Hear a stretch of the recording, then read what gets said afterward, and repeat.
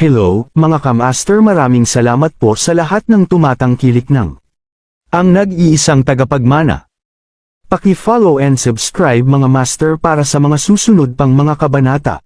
Ang nag-iisang tagapagmana, Philip Clark. Kabanata 3001. Tumingin si Philip kay Klaus at nagtanong, Dragon King Motley, ano ang alam mo tungkol sa 5 elements?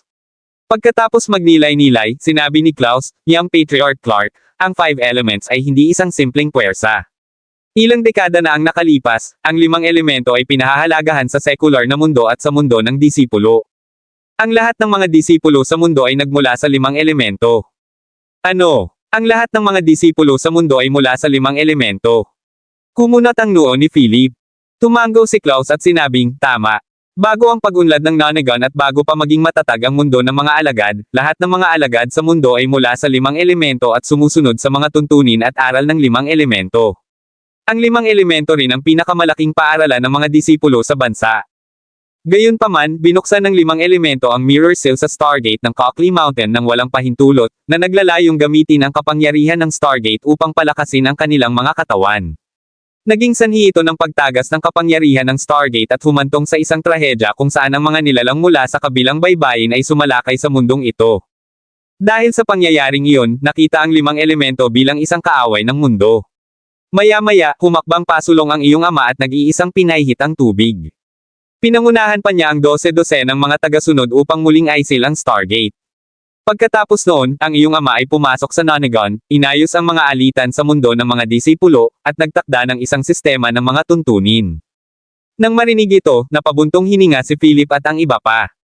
Napakalakas ng kanyang ama noon, nag-isa niyang inayos ang mga alitan sa mundo ng mga disipulo at muling tinatakan ang Stargate. Ano ang nangyari sa 5 elemento pagkatapos nito? Tanong ni Philip. Sumagot si Klaus, ang pangyayaring iyon ay nagdulot ng kaguluhan sa mundo ng mga disipulo at halos nawasak ang sekular na mundo. Sa huli, ipinakulong ng iyong ama ang lahat ng tao ng 5 elemento sa mirror seal ng Stargate. Mula sa henerasyon hanggang sa henerasyon, ang mga tao ng 5 elemento ay maaari lamang magbantay sa mirror seal at hindi makatapak sa sekular na mundo. Gayunpaman, hindi ko inaasahan na makikita ko ang mga tao mula sa 5 elemento dito pagkatapos ng mga dekada. Pagkasabi nito, umiling si Klaus at napabuntong hininga, hindi ito simpleng bagay. Kailangan kong iulat ito sa itaas. Tumango si Philip at nagtanong, nasaan ba itong mirror seal na nakakulong sa mga tao ng 5 elements? Sinabi ni Klaus, ang mirror seal ay dapat nasa tuktok ng Topper Mountain. Ang tuktok ng Topper Mountain. Kumunat ang noo ni Philip at sinabing, ano itong mirror seal? Bakit pwede sa Topper Mountain pero kaya rin itong aisil ang Stargate? Umiling si Klaus at sinabing, hindi rin ako sigurado. Mula noong sinaunang panahon, ang Topper Mountain ay nasa ilalim ng kontrol ng maharlikang pamilya. Ang mirror seal ay naroon sa libu-libong taon. Naniniwala ako na ang mga tao lang tulad ng iyong ama ang makakaalam ng koneksyon. Kumunat ang noo ni Philip at tumango, pagkatapos, sinabi niya, Dragon King Motley, salamat sa lahat ng tulong mo sa mga araw na ito. Aalis tayo bukas. Tanong ni Klaus, so soon. Nagdilim ang mukha ni Philip at sinabing, nababahala ako na parang may mangyayari. Sa oras na ito, isang katulong ang sumugod at nagsabi, Panginoong Hari ng Dragon, may naghatid ng isang pakete at nagsabing dapat itong ibigay ng personal sa Young Patriarch Clark. Kabanata 3002.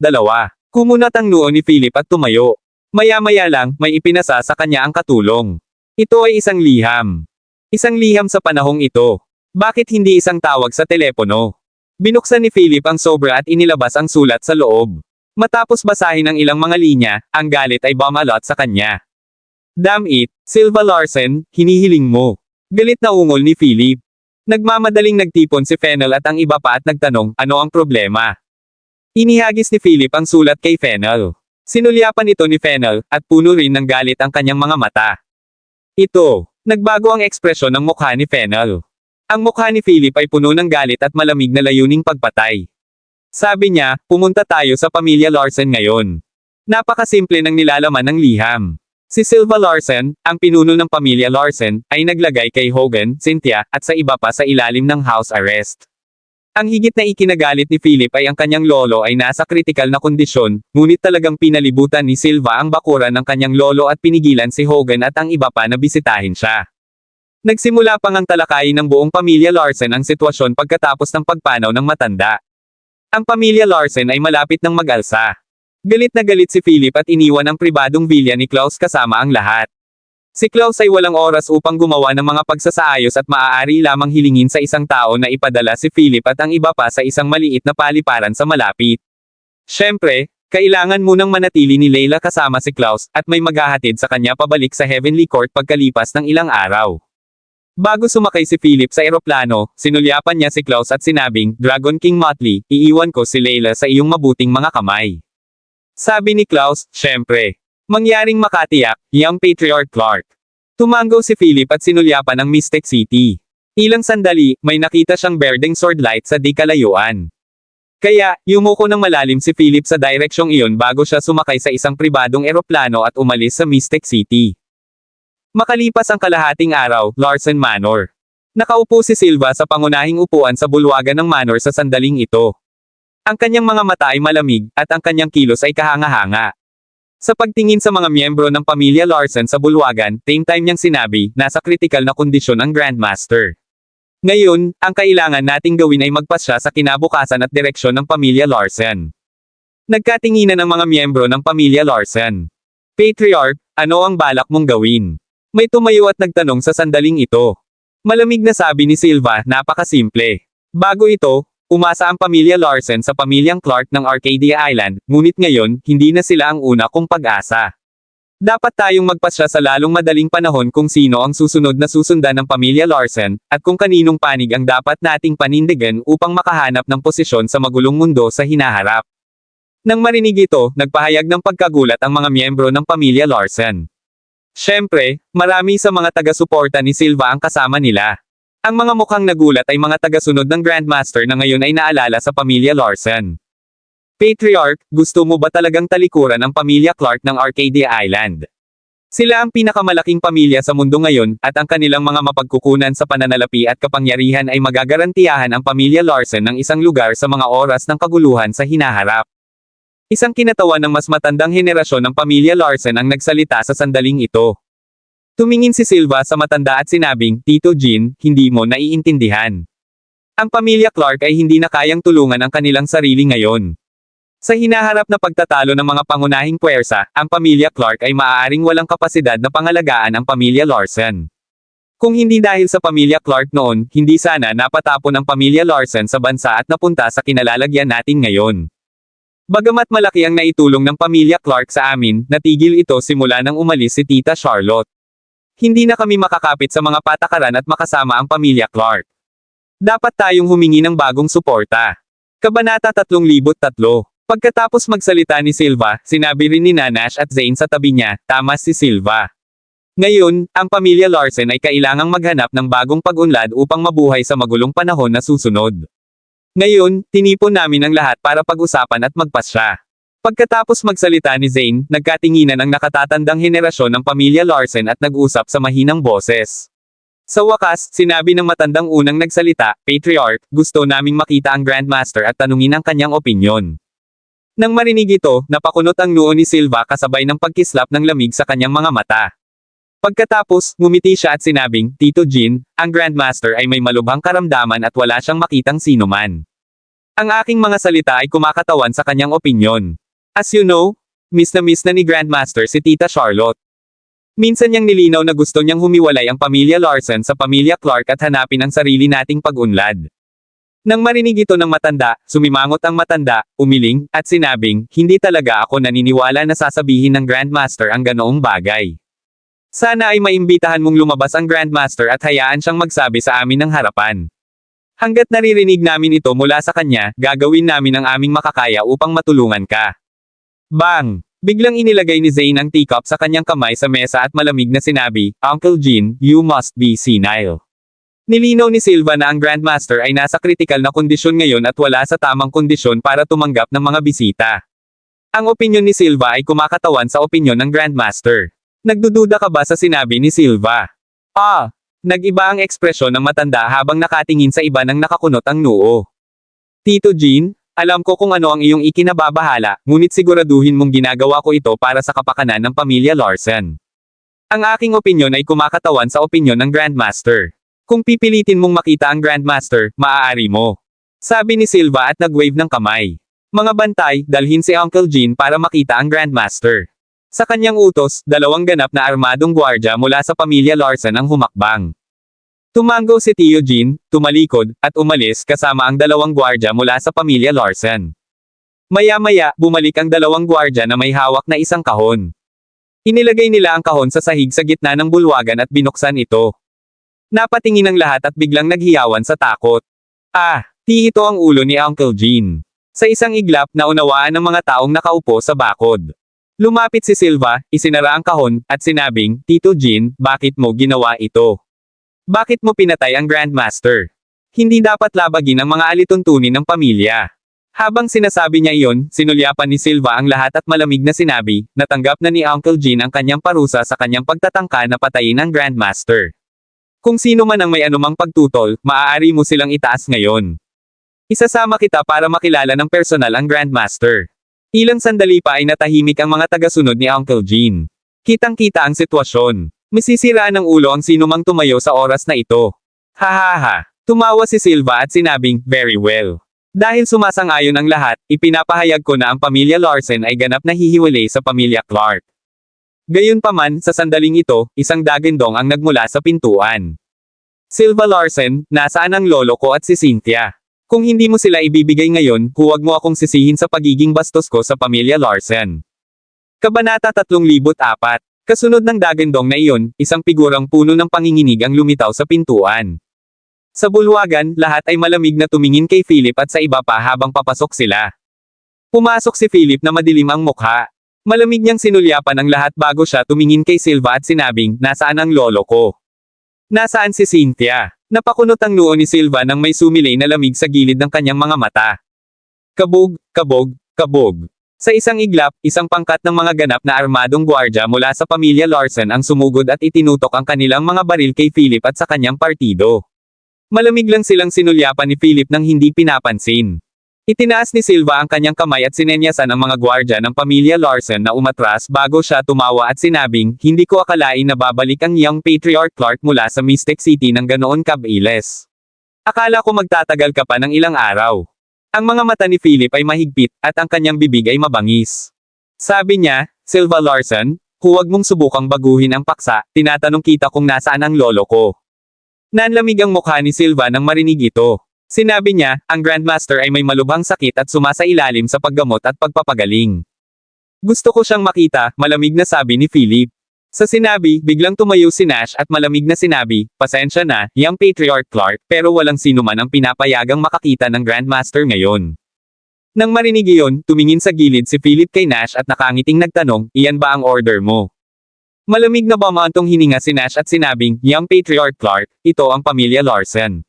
Siyempre, utos ko. Ang Grandmaster ay hindi makakakita ng sino man ngayon, kasama ka. Mangyaring umalis ka agad sa pamilya Larsen. Smack! Gayunpaman, biglang umihip ang hangin. Gumalaw si Philip at galit na sinampal si Nash sa mukha. Lumipad palabas ang huli at bumagsak sa isang upuan. Hooray! Arg! Sa sigaw ng sakit, tinakpan ni Nash ang mabilis na namamaganyang pisngi, iniluwa ang mga sirang ngipin at dugo sa kanyang bibig, at pinandilatan si Philip. Galit niyang sabi, boy, how dare you hit me? Sa palagay mo ba ang pamilya Larsen ay isang pushover? Mga bantay, ibaba mo sila. Sa utos ni Nash, muling pumasok ang mga gwardya ng pamilya Larsen na umatras sa pinto. Pinalibutan nila si Philip at ang iba pa at tinutukan sila ng baril. Gayunpaman, walang pakialam si Philip habang nakatingin kay Nash, na tumayo mula sa lupa. Sabi niya, tatanungin ulit kita. Nasaan ang lolo ko at si Cynthia? Kung hindi mo sasabihin sa akin, ang pamilya Larsen ay magiging kasaysayan ngayon. Kabastusan. Sa sandaling ito, nagsalita si Silva. Namumula ang kanyang mukha, at pinandilatan niya si Philip. Galit niyang sabi, Philip Clark. Ikaw lang ang batang patriarch ng pamilya Clark at wala kang karapatang ituro sa akin ang tungkol sa pamilya Larsen. Nagpasensya na ako sa iyo noon dahil anak ka ni Tita Charlotte, pero ngayon, kung maglakas loob kang maging walang pakundangan at baliwalain ang pamilya Larsen, ibababa kita kahit buong pamilya Larsen ang nakataya. Sa sinabi ni Silva, naging sobrang lamig ang kapaligiran sa bulwagan. Kabanata 3005. Tila isang pagsabog ng nagyayelong layuning pagpatay sa hangin. Nagkatinginan sina Philip at Silva at nagalit. Ang iba pang miyembro ng pamilya Larsen ay nangahas na hindi magsalita sa sandaling ito dahil sa takot na magdulot ng hindi kinakailangang gulo. Tumayo si Nash mula sa lupa at bumungad sa gilid ng kanyang mga mata ang layuning pumatay. Malamig siyang ngumuso at sinabing, "Philip, I advise you to leave here as soon as possible. Wala kang karapatang makialam sa negosyo ng pamilya Larsen." Gayunpaman, nang matapos siyang magsalita, ngumisi si Philip at sinabing, "Oh, talaga. Tingnan natin kung ano ang magagawa mo sa akin, kung gayon." Nang marinig ito, nawalan ng pasensya si Silva at sumigaw, "Iniimbitahan ko ang tatlong matatanda na ipatupad ang hustisya." Pagkasabi niya noon, tatlong matatandang lalaki ang pumasok sa pintuan. Si Chip Larsen ay isa sa kanila. Tumayo ang tatlong matatanda sa bulwagan at malamig na tumingin kay Philip. Si Chip Larsen, kasama ang kanyang nakayukong katawan, ay mahinang nagsabi, "Young Patriarch Clark, kalahating buwan na ang nakalipas mula nang tayo ay maghiwalay. Hindi ko inaasahan na makikita kita muli. Nagtataka ako kung bakit pinilit mong pumasok sa Larsen Family Hall sa pagkakataong ito." Habang sinasabi ito, ipinalabas ni Chip ang presyon ng lakas ng ikapitong sona na tumangay kay Philip. Gayunpaman, ngumisi si Philip at hindi gumagalaw sa lugar, hindi naapektuhan ng aura ni Chip. "Lumang bagay, gusto mo bang gumamit ng dahas laban sa iba?" Ngumisi si Philip. Boom! Biglang bumagyo ang katawan ni Philip at bumagsak sa Chip na parang tsunami. Agad namang nanlaki ang mga mata ni Chip. Ang kanyang mukha ay puno ng kawalang paniwala, at siya ay napaatras sa ilalim ng panggigipit ni Philip. Tumingin siya kay Philip na may pagkabigla at pagdududa. Sabi niya, "Narating mo na ba ang kaharian na iyon?" Tinignan ni Philip si Chip ng mahigpit at sinabing, "Nagulat ka ba?" Hindi lang nagulat si Chip nang may bumagyo rin sa kanyang puso. Naabot na ni Philip ang kalagitnaan ng yugto ng ikapitong sona sa loob lamang ng kalahating buwan. Isa lang siyang freak sa mga freak. Haha, Young Patriarch Clark, karapat-dapat ka talagang maging henyo sa mga freak. Ito ang kaharian na hindi kayang lampasan ng iba sa loob ng mga dekada, ngunit tumawid ka sa ilang kaharian sa loob lang ng kalahating buwan. I'm in awe. Napangiti si Chip ng bongga. Gayunpaman, kaagad pagkatapos, minisya niya at sinabing, "Gayunpaman, kahit na mayroon kang lakas na hindi basta-basta, dapat mong bantayan ang iyong hakbang sa loob ng Larsen Manor." Pagkatapos sabihin iyon, ang ibang elder ng pamilya Larsen sa tabi ni Chip ay biglang sumambulat na may nakakatakot na pagbabago-bago ng enerhiya. Ang lakas sa rurok ng ikapitong sona. Napakunot ang noo ni Philip nang may sumilay na lamig sa kanyang mga mata. Hindi niya inaasahan na ganoon katibay ang pundasyon ng pamilya Larsen. Dalawang matatanda sa tuktok ng ikapitong sona. Binuksan ng pangalawang matandang lalaki ang kanyang mga mata na nakapikit sa buong panahon, tumingin kay Philip sa kanyang harapan, at sinabi, "Ang nakababatang henerasyon ay isang puwersa na dapat isaalang-alang. Sa edad na ito, mayroon ka ng lakas ng gitnang yugto ng ikapitong sona. Ang pamilya Clark ay karapat-dapat na maging pinakamalaking pamilya sa mundo, sa katunayan." Dagdag pa ng isa, "Young Patriarch Clark, ayaw ka naming awayin ngayon, kaya please, umalis ka na agad." Ang mga gawain ng pamilya Larsen ay hahawakan sa loob. Nang marinig iyon, bahagyang ngumiti si Philip at sinabing, "Gaya ng malinaw kong nabanggit ngayon, gusto ko lang makita ang lolo ko at si Cynthia. Ang ibang bagay ay walang kinalaman sa akin." Kumunot ang noo ng dalawang elder at biglang pinagalitan, "Young Patriarch Clark, sigurado ka bang gusto mong gawin ito?" Natawa si Philip at sinabing, "So what if I am? Tingnan natin kung ano ang magagawa mo sa akin." Kabanata 306. Junior, huwag kang masyadong maangas. Galit na galit agad ang itsura ng matanda. Biglang bumagsak ang matinding pressure kay Philip. Ito ay ang presyon sa tuktok ng ikapitong zone. Ang sino man sa ibaba ng kaharian na iyon ay madudurog sa lupa sa ilalim ng pressure na ito. Gayunpaman, iba si Philip. Tumayo siya sa kinatatayuan na may nakasisilaw na panginginig sa kanyang mga mata, malamig na nakatitig sa matanda. Nanginginig ang matanda. Paano ito mangyayari? Sa ilalim ng pang-aapi ng kanyang aura, si Philip ay hindi nagpakita ng mga palatandaan ng pagiging pinigilan. Bukod dito, ang kabilang partido ay tila walang malasakit. Ano ang nangyayari? Kaagad pagkatapos, sa pagtataka ng lahat, ikinaway ni Philip ang kanyang kamay. Isang aura na hindi bababa sa aura ng matanda ang biglang lumabas mula sa kanya at sumugod na parang tsunami. Halos mabaligtad ng aura na ito ang bulwagan. Nang makita ito, bumantong hininga ang matanda at sinabing, "Junior, sa tingin mo ba matatalo mo ako? Mangarap ka." Pagkatapos noon, bumuhos muli ang kapangyarihan ng mga alituntunin mula sa matanda, na gustong kontrahin ang aura ni Philip. Gayunpaman, sa sandaling iyon, namula ang mukha ng matanda. Pakiramdam niya ay nadurog siya ng bundok. Sa sobrang lakas, lumuhad siya sa sahig. Nabasag agad ang mga tile sa sahig. Nagulat ang mga miyembro ng pamilya Larsen sa eksenang ito.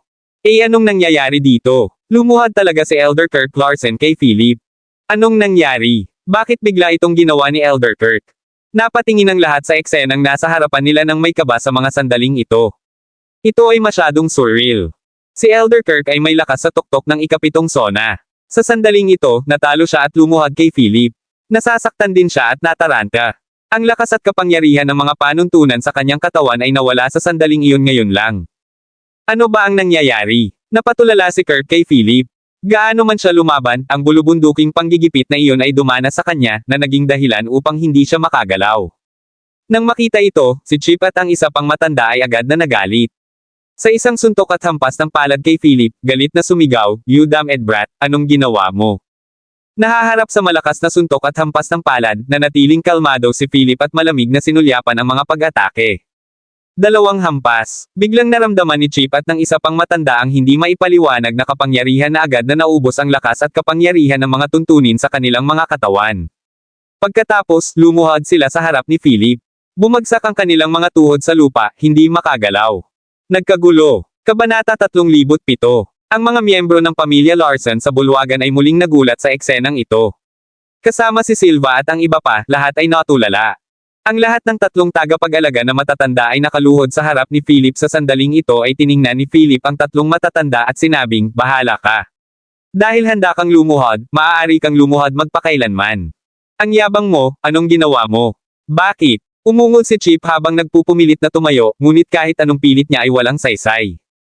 Malamig na ngumiti si Philip at sinabing, "Bakit nawala sa isang iglap ang enerhiya at kapangyarihan ng mga panuntunan sa iyong katawan?"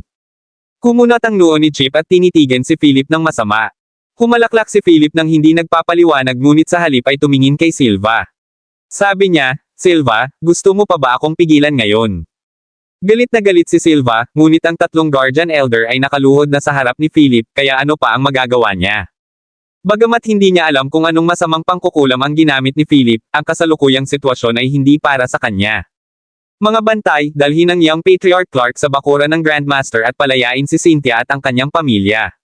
Si Silva ay isang ambisyosong tao at alam kung kailan dapat umatras. Ngumisi si Philip, tumalikod, at sumunod sa ilang gwardya ng pamilya Larsen. Umalis sila sa bulwagan at pumunta sa bakuran ng Grandmaster. Pagkaalis ni Philip, tumayo mula sa lupa ang tatlong matatanda. Mabilis na nagtanong si Silva, "Tatlong Elder, ano ang nangyari ngayon?" Malungkot na sinabi ni Chief Patriarch, ang lihim na kayamanan ng sinaunang pantas ay talagang kay Philip. Ayon sa balita mula sa Mystic City, ang lihim na kayamanan ng sinaunang pantas ay may espesyal na kapangyarihan upang sugpuin ang lahat ng kaharian. Dapat ay gumamit siya ng ilang espesyal na paraan ngayon lamang upang i-activate ang kayamanan at sugpuin tayo. Kung hindi, madali natin siyang mapabagsak kung magsanib puwersa tayo. Nang marinig ito, nagdilim ang mga mata ni Silva habang sinabi niya, "Makukuha mo ba ang lihim na kayamanan ng sinaunang pantas?" Nagkatinginan ang tatlong matatanda, umiling, at nagsabi, "Hindi pa namin nakikita ang lihim na kayamanan ng sinaunang pantas na ito. Natatakot ako na hindi ganoon kadaling makuha ito. Abangan natin." Tumanggo si Silva at tumingin sa direksyon kung saan umalis si Philip at ang iba pa. Dumating si Philip at ang kanyang partido sa bakuran ng Grandmaster.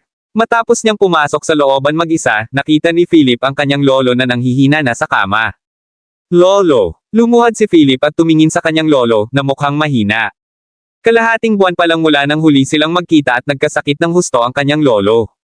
Nakahiga ang Grandmaster sa kama at nakita si Philip na nakaluhod sa ulo ng kama. Nanginginig niyang iniunat ang kanyang kamay, hinawakan ang kamay ni Philip, at mahinang sinabi, "Little Phil. Bumalik na ang aking munting Phil." Mahigpit na hinawakan ni Philip ang kamay ng kanyang lolo, at ang kanyang mga mata ay puno ng luha. Sumugod sina Cynthia at Hogan sa sandaling ito. Nang makita si Philip, sinunggaban siya ni Cynthia at umiyak, "Philip, sa wakas nakabalik ka na." Tumingin si Philip kay Cynthia, na puno ng luha ang mukha, at marahang tinapik ang likod nito. Pagkatapos, hinailan niya si Cynthia palabas ng hall. "Anong nangyari pagkatapos kong umalis? Bakit nagkasakit ang lolo ko?" Tanong ni Philip kina Cynthia at Hogan. Umiling si Hogan at napabuntong hininga, "Nagkasakit ng malubha ang Grandmaster noong araw na umalis ka. Sa nakalipas na 10 araw, umaasa siya sa droga para manatiling buhay. Nauubos ang oras para sa kanya. Kung hindi dahil sa kanyang pagkahumaling kay Tita Charlotte at sa iyo, hindi siya magtatagal ng ganito. Nang marinig ito, nagdilim ang mukha ni Philip, at nakaramdam siya ng labis na pagkakasala. Anong problema ni Lolo? Tanong ni Philip. Sabi ni Cynthia, hindi namin alam.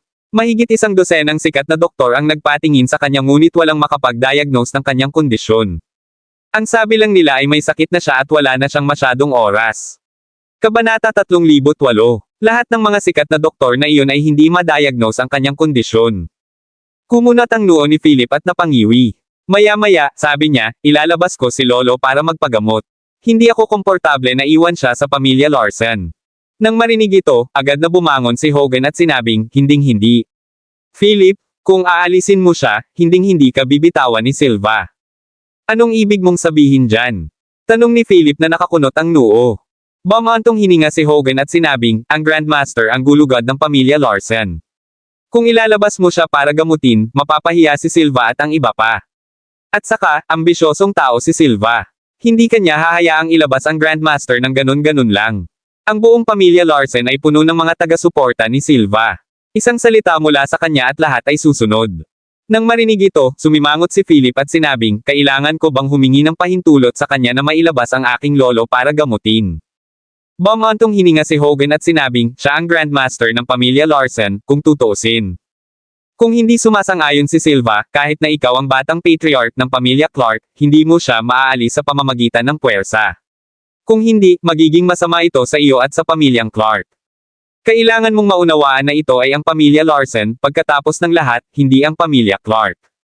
Alam kong gustong-gusto mong ipagamot ang Grandmaster, ngunit ang mga kahihinatnan ng paggawa nito ay magdudulot ng kawalang kasiyahan sa maraming tao at puwersa. Malamig na sumangot si Philip at sinabing, hindi ako natatakot kay Silva. Kailangan kong kunin ang aking lolo ngayon. Kung hindi siya mapagaling ng pamilya Larsen, gagawa ng paraan ang pamilya Clark. Ito, nagulat si Hogan sa desisyon ni Philip. Pagkatapos, hinampas niya ang kanyang hita at sinabing, sige, kung ipagpipilitan mong gawin ito, sasama ako sa iyo. Pagkatapos sabihin iyon, inutusan ni Hogan ang katulong na ilagay ang Grandmaster sa isang wheelchair at lumabas ng bakuran kasama si Philip at ang iba pa. Gayunpaman, sa sandaling umalis sila sa bakuran, pinigilan sila ng mga gwardya ng pamilya Larsen. Pang-apat na guro, pasensya na. Hindi makaalis ang Grandmaster sa bakuran.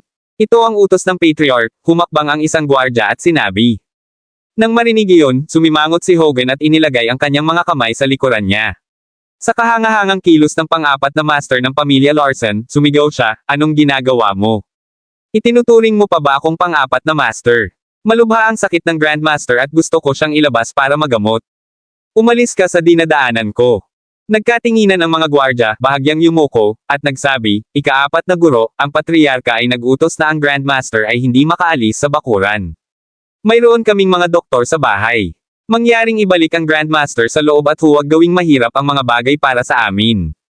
Smack! Malakas na sinampal ni Hogan ang mukha ng gwardya at malamig na saway, mapangahas. Ako ang pang-4 na master ng Larsen family. How dare a guard like you speak to me in that way? Ilalabas ko ang Grandmaster ngayon. Tingnan natin kung sino ang may lakas ng loob na pigilan ako. Pagkatapos noon, itinulak ni Hogan ang wheelchair ng Grandmaster at pipilitin ng lumabas. Gayunpaman, ang bantay ay tumahol ng isang utos, lahat sa alerto. Kabog, kabog, kabog. Kabanata 309. Sa isang iglap, mahigit 100 ng gwardya ang sumugod na may mga baril na nakatutok kay Philip at sa iba pa. Pang-4 na guro, huwag mo kaming sisihin sa paggawa nito. Ang Patriarch ay nagbigay ng utos. Ang sino mang lumabas ng bakuran ng walang pahintulot ay papatayin ng walang awa. Malamig na sabi ng guard. Nang marinig ito, sumimangot si Hogan at galit na sumigaw, tingnan natin kung sino ang maglalakas loob na pigilan ako. Sa di kalayuan, sumugod si Silva kasama ang kanyang mga tauhan at sumigaw, I dare. Hogan, ipinatapon ka mula sa pamilya Larsen. Anong karapatan mong kumilos ng ganito dito? Tumaas ang kilay ni Hogan, tumingin kay Silva at sa iba pang lumapit, at malamig na sinabi, Silva, ilalabas ko lang si Grandmaster para magpatingin sa doktor. Bakit mo ako pinipigilan? Malamig na sumangot si Silva at sinabing, mayroon kaming mga doktor sa pamilya Larsen. Hindi na kailangang lumabas ng Grandmaster. Mga bantay, ibalik ang Grandmaster sa loob. Sa sinabi nito, ilang gwardya ang humakbang pasulong. Gayunpaman, bang, katok. Pinaalis ni Philip ang mga gwardya, malamig na tinitigan si Silva, at same time na sinabi, Silva, tingnan natin kung paano mo ako pipigilan sa pagpapagamot sa aking lolo. Nang marinig iyon, tumaas ang kilay ni Silva habang dumilim ang mukha. Aniya, Philip, paulit-ulit na akong nagtitiis sa iyo. Huwag mo akong pilitin. Sabi ni Philip, gusto ko lang ilabas si lolo para magpatingin sa doktor. Wala akong pakialam sa ibang bagay. Kung pipilitin mong pigilan ako, sorry. Kahit na paghiwalayin ko ang pamilya Larsen ngayon, ilalabas ko ang lolo ko. Nang marinig iyon, tuluyang nagbago ang mukha ni Silva. Galit na saway niya, Philip, masyado kang mapangahas. Sa tingin mo ba wala akong magagawa sa'yo? Sa sinabi nito, ang mga gwardya sa likod ni Silva ay nakahanda ng makipaglaban. Pinaikit ni Philip ang kanyang mga mata at sinabing, kung iyon lang ang mayroon ka, wala ka talagang magagawa sa akin. Kahit na ang tatlong matatanda ng pamilya Larsen ay walang magawa. Tumango si Silva at sinabing, oo, alam ko na nakuha mo ang lihim na kayamanan ng sinaunang pantas at nagtataglay ng mga espesyal na kapangyarihan, ngunit hindi ako naniniwala na magagamit mo ang kayamanan sa bawat pagkakataon. Nang marinig iyon, kumunot ang noo ni Philip. Oo, tama si Silva. Hindi niya masyadong madalas gamitin ang kayamanan. Kanina lang, kakaiba ang naging reaksyon ng yaman. Pwede mong subukan kung gusto mo, nakangiting sabi ni Philip habang may bakas ng lamig sa kanyang mga mata. Nang makita ito, nanlamig ang mga mata ni Silva. Inilagay niya ang kanyang mga kamay sa kanyang likuran habang kumikinang ang kanyang mga mata. Sinusubukan niyang alamin ang kahulugan ng mga salita ni Philip kung talagang may tiwala siya o pagkukunwari lang. Sa huli, pagkatapos ng panloob na labanan, sinabi ni Silva, hindi ako naniniwala na makakalaban mo ang tatlong matatanda. Sa sandaling sinabi niya iyon, ang tatlong tagapag-alaga na matatanda ng pamilya Larsen ay muling tumayo sa likuran ni Silva, lahat sila ay umaalingaw-ngaw sa napakalaking lakas at kapangyarihan ng mga patakaran. Sa isang iglap, ang lugar na ito ay nilamon ng tatlong nakakatakot na aura. Napakunot noo si Philip at pinakawalan din ang kanyang aura na nilabanan ang tatlong mid at peak stage ng 7th zone. Gayunpaman, ang aura ng tatlong matatanda ay sumabog ng buong lakas, na bumuo ng tatlong matayog na anino na tumama sa kanilang mga palad kay Philip. Sa pagkakataong ito, ang lihim na kayamanan ng sinaunang pantas ay hindi nag-react. Philip shook kanyang ulo helplessly, at ang marka ng Chimera flashed sa pagitan ng kanyang eyebrows.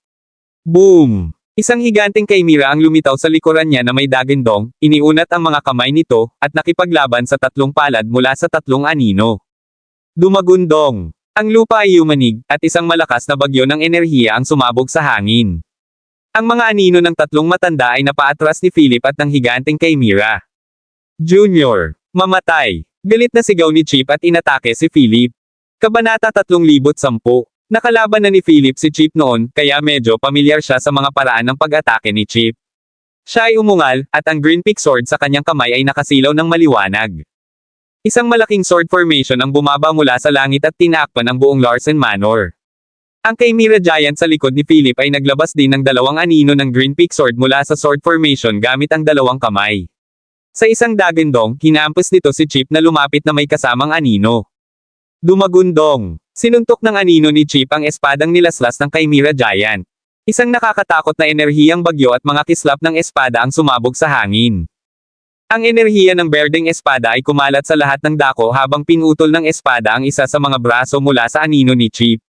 Samantala, sinuntok ni Philip si Chip gamit ang kanyang makapangyarihan at makapangyarihang Chimera Fist. Dagandong! Ang Chimera Fist ay parang maliit na Chimera na pumutok sa dibdib ni Chip. Bang! Hindi maiwasan ni Chip ang pag-ataking ito. Isang malakas na suntok ang ginawa niya at napaatras siya ng 12-dosenang hakbang. Nangyari ang lahat sa isang segundo. Nang bumalik sa katinoan si Chip, napatulala siya. Paano ito posible? Kalahating buwan na lang at kaya mo na akong ipaglaban. Puno ng kilabot si Chip habang lumalabas ang patong ng malamig na pawis sa kanyang noo. Masyadong nakakatakot ang batang patriarch na si Clark. Ang bilis ng kanyang pagsulong ay sadyang hindi naririnig. Ngumisi si Philip habang malamig na tumingin sa tatlong matanda at sinabing, ayokong makipagtalo sa inyo, ngunit kung ipagpipilitan ninyong gawin ito, papatayin ko kayo ngayon. Brat! Huwag kang masyadong maangas. Galit na sigaw ni Kurt na namumula ang mukha. Itinaas niya ang kanyang kamay, at isang gintong kampanilya ang lumitaw sa kalangitan, na nababagot kay Philip.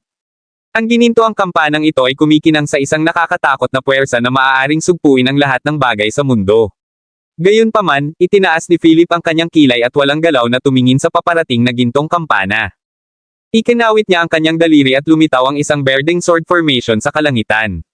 Sunod-sunod na lumitaw ang mga anino ng Green Peak Sword at inilunsad sa gintong kampana kasunod ng mga galaw ni Philip. Klang! Kling! Sa isang iglap na puno ng hangin ang mga tunog ng metal na paglaslas ng enerhiya ng espada sa gintong kampana. Gayunpaman, ang gintong kampana ay tila hindi naapektuhan ng mga pag-atake. Sa nakatatakot na kapangyarihang suppressive, ito ay bumagsak sa ulo ni Philip. Klang! Ang gintong kampana ay nahulog sa lupa at ikinulong si Philip sa loob. Nabasag ang mga tile sa sahig at tumalsik ang alikabok. Ngumisi si Kirk, tumingin kay Chip sa tabi niya, at sinabing, Brat, hiniling mo. Kung ganoon, ikukulong kita dito ng ilang araw para pigilan ang kaiabangan mo. Si Silva at ang iba ay matagal nang lumayo sa lugar ng labanan. Kabanata 311. Nang makitang nakakulong si Philip sa loob ng ginintoang kampana, tumikim si Silva at sinabing, Elder Kirk, karapat-dapat kang maging isa sa 3 elder ng pamilya Larson. Ang iyong lakas ay walang kapantay. Tumawa si Kirk at sinabing, Patriarch, mangyaring makatiyak na ang brat na ito ay napigilan ng gintong kampana at hindi na makakatakas. Habang sinasabi iyon ay puno ng pride ang mukha ni Kirk. Nang makita ni Hogan at Cynthia ang eksenang ito, nabalisa sila at sumigaw, Philip. Gayunpaman, kahit anong sigaw ni Cynthia ay walang tugon mula sa gintong kampana. Malamig na tiningnan ni Kirk si Cynthia at sinabing, bilang miyembro ng pamilya Larson, maglakas loob kang makipagsabuatan sa mga tagalabas at subukang ilabas ang Grandmaster. Dapat kang parusahan. Sa sinabi nito, hinawakan ni Kirk ng isang kamay sina Hogan at Cynthia. Gayunpaman, sa sandaling ito, isang galit na dagendong ang nagmula sa gintong kampana, kung maglakas loob kang gawin sa kanya, puputulan ko ang iyong mga kamay. Umalangaw-ngaw ang dagendong sa buong Larson Manor. Agad namang napatingin si Kirk at ang iba sa gintong kampana dahil sa gulat. Tumawa si Kirk at sinabing, Young Patriarch Clark, hindi mo man lang mapigilan ang sarili mo ngayon. How dare you say such arrogant words? Gayunpaman, ang panunuya ni Philip ay tumugon. Gusto ko lang makita kung gaano katibay ang kampanang ito.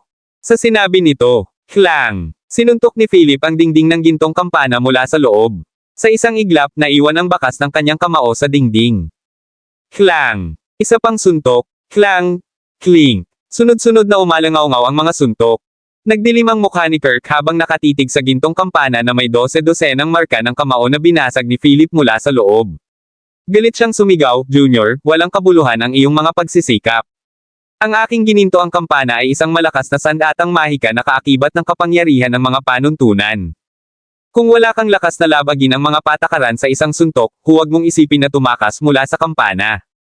Oh, talaga. Isang malamig na boses ang umalangaw-ngaw mula sa kampana at umalangaw-ngaw sa kalangitan. Kaagad pagkatapos, sa pagtataka ng lahat, sinuntok ni Philip ang dingding ng gintong kampana. Basag. Isang basag na tunog ang narinig. Nagulat ang lahat at matamang napatitig sa gintong kampana. Lumitaw ang mga bitek sa ibabaw. Ito. Boom! Sa isang iglap, ang kampana ay dinurog ni Philip. Tumayo siya sa kinauupuan, ang kanyang mga mata ay namumula. Lalong lumiwanag ang marka ng Chimera sa pagitan ng kanyang mga kilay. Nang mabasag ang kampana, iniluwa ni Kirk ang isang subo ng dugo at natamba ng 12-dosenang metro. Malakas siyang bumagsak sa lupa, puno ng hindi makapaniwala ang mga mata. Binasag ni Philip ang kampana sa isang suntok, at ang kanyang aura ay tila mas mataas kaysa sa langit. Malamig niyang tinitigan ang 3 matanda at sinabing, 3 matanda, maaari mo akong labanan ng sabay-sabay. Nagalit ang 3 matatanda ng pamilya Larson sa sinabi ni Philip. Ang huling matanda ay lumabas sa sandaling ito habang ang kanyang mga kamay ay nasa likod ng kanyang nakayukong likod, ang kanyang mga mata ay malalim. Tumingin siya kay Philip at sinabi sa magiliw na paraan, Young Patriarch Clark, ito ang pamilya Larson, kung tutuusin. Sana tumigil ka na at huwag ka nang lumayo pa. Tumingin si Philip sa huling nakatatanda, at isang lamig ang sumilay sa sulok ng kanyang mga mata. Sa di malamang dahilan, naramdaman ni Philip na hindi ordinaryo ang matandang nasa harapan niya. Ang kanyang mga mata ay tila kumikislap sa mga bituin, na tiyak na hindi nakikita sa mga tao sa ika-7 sona. Paano kung ipilit kong ilabas ang aking lolo ngayon? Malamig na tanong ni Philip. Natahimik sandali ang matanda bago siya umiling at sinabing, huwag mo akong sisihin sa pagiging walang awa, kung ganoon. Kabanata 312. Ang matanda ay biglang sumabog na may napakalaking presyon ng enerhiya at ang kapangyarihan ng mga patakaran. Ang aura na ito ay umakyat sa langit at mabilis na tumama sa lugar. Isang nakakatakot na kapangyarihan ang biglang lumitaw sa mundo. Habang kumakalat ang aura, naramdaman ito ng lahat ng malalakas na puwersa sa Fernvale at tumingin sa direksyon ng Larsen Manor. Isang kalahating hakbang patungo sa kabilang baybayin. Paano ito posible? May kalahating hakbang papunta sa kabilang baybayin sa Fernvale. Nasa direksyon ito ng pamilya Larsen, kaya dapat ang matandang halimaw na iyon. Ito ay hindi inaasahan. Pagkaraan ng mga dekada, sumulong na siya sa kaharian na iyon. Sa isang iglap, ang mga powerhouse sa Fernvale ay lumipat at sumugod sa Larsen Manor, na gustong makita ang pinakamataas na lakas ng kalahating hakbang patungo sa kabilang baybayin. Sa mga sandaling ito, mas lalong nagdilim ang mukha ni Philip. Hindi niya inaasahan na ang matandang nasa harapan niya ay nagtago ng kanyang lakas at talagang kalahating hakbang na siya patungo sa kabilang pampang. Sa sandaling lumitaw ang aura na ito, ang aura ni Philip ay patuloy na pinigilan. Napakunot noo si Philip habang nakaramdam siya ng pang-aapi mula sa kapangyarihan ng mga patakaran. Ang matandang iyon ay nakikialam sa kapangyarihan ng mga patakaran. Iyon ba ang lakas ng kalahating hakbang patungo sa kabilang baybayin? Maaari silang makagambala sa kapangyarihan ng mga patakaran. Bago ito, minsan ay nakipaglaban si Philip sa isang kalahating hakbang patungo sa kabilang baybayin, ngunit magagawa lamang niya ang kanyang makakaya upang makatakas sa oras na iyon. Ngayon, kahit na siya ay nasa isang katulad na sitwasyon, si Philip ay may pagnanais na lumaban. Gusto niyang malaman kung gaano kalakas ang kalahating hakbang patungo sa kabilang baybayin. Halika, lumaban! Galit na sigaw ni Philip. Itinaas niya ang kanyang kamay at bumaba mula sa langit ang Green Peak Sword Formation. Sunod-sunod, ang mga anino ng Green Peak Sword sa kamay ni Philip ay parang mahahabang berdeng dragon na sinasaksak ng malakas ang matanda.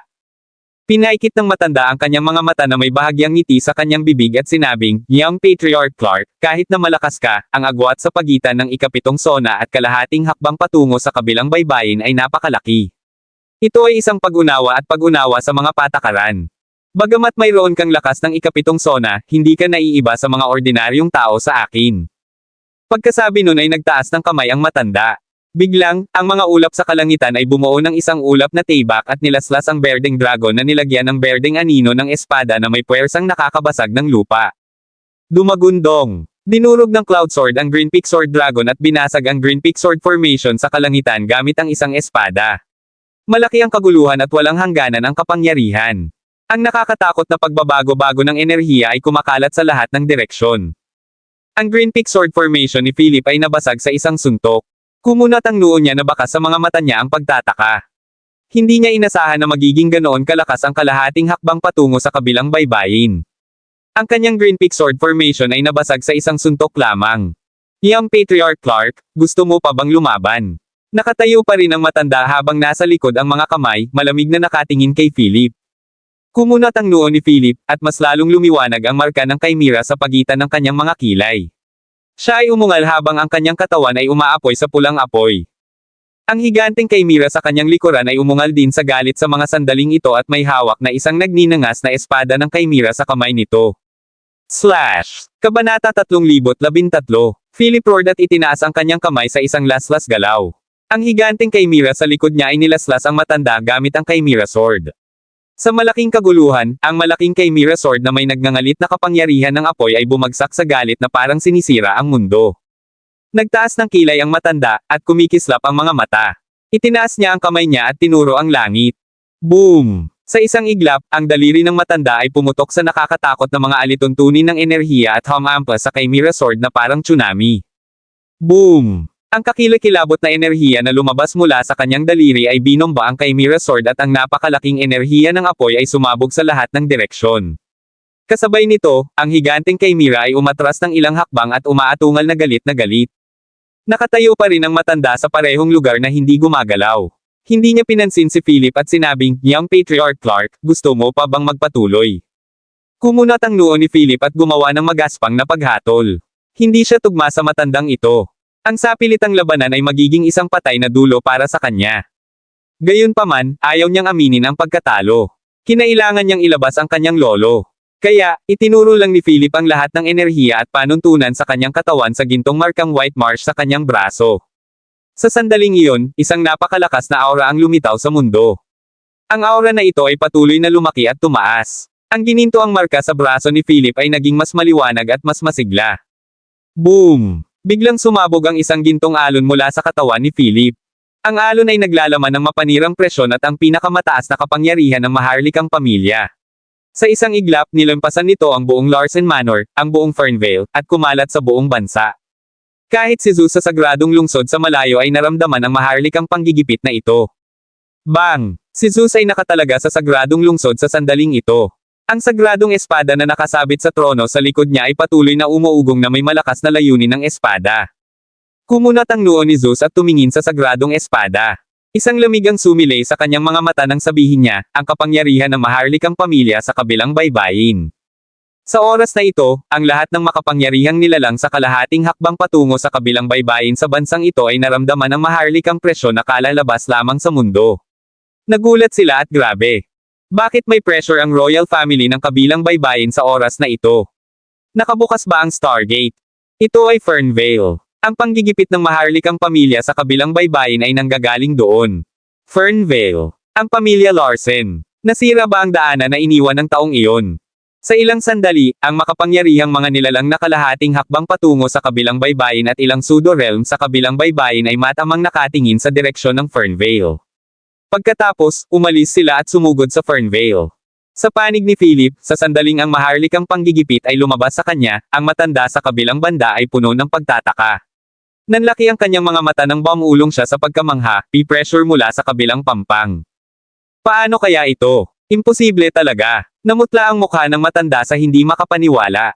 Ang gininto ang alon mula kay Philip ay nanag sa kanya at naapektuhan pa ang kapangyarihan ng mga panuntunan sa mundong ito. Siya ay isang powerhouse na kalahating hakbang patungo sa kabilang baybayin, ngunit nabigla siya sa aura na ito. Boom! Biglang lumitaw sa kalangitan ang isang malaking gintong anino ng White Marsh.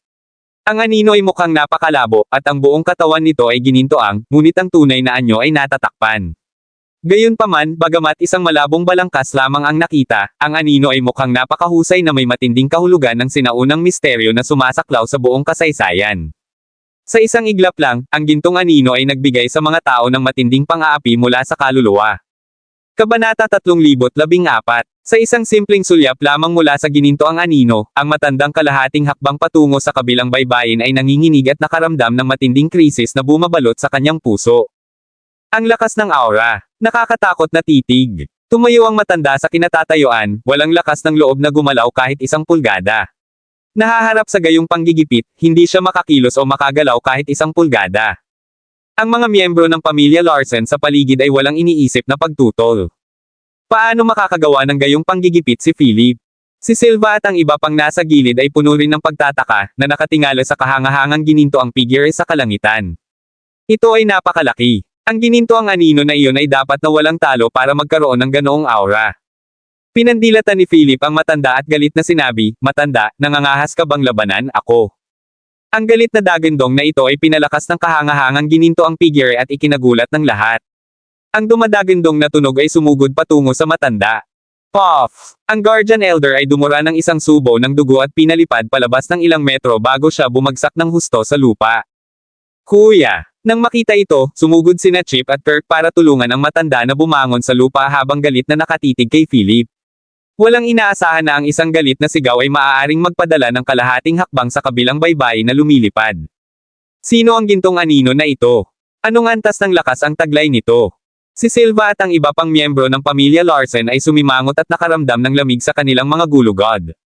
Ito ay masyadong nakakatakot. Ang matanda ng tagapag-alaga ay nagdere ng dugo mula sa isang pangungusap lamang. Ang unang tagapangalaga na si Elder Quincy Larsen ay tumindig na pasuray-suray sa sandaling ito. Tinitigan niya si Philip, hindi mapakali.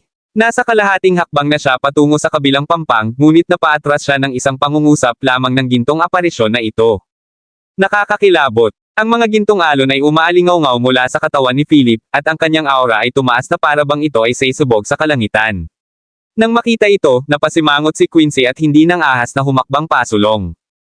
Nilaibot ng malamig na mga mata ni Philip ang lahat. Kung saan dumaan ang kanyang tingin, lahat ay ibinaba ang kanilang mga ulo at hindi naglakas loob na tumingin sa kanya.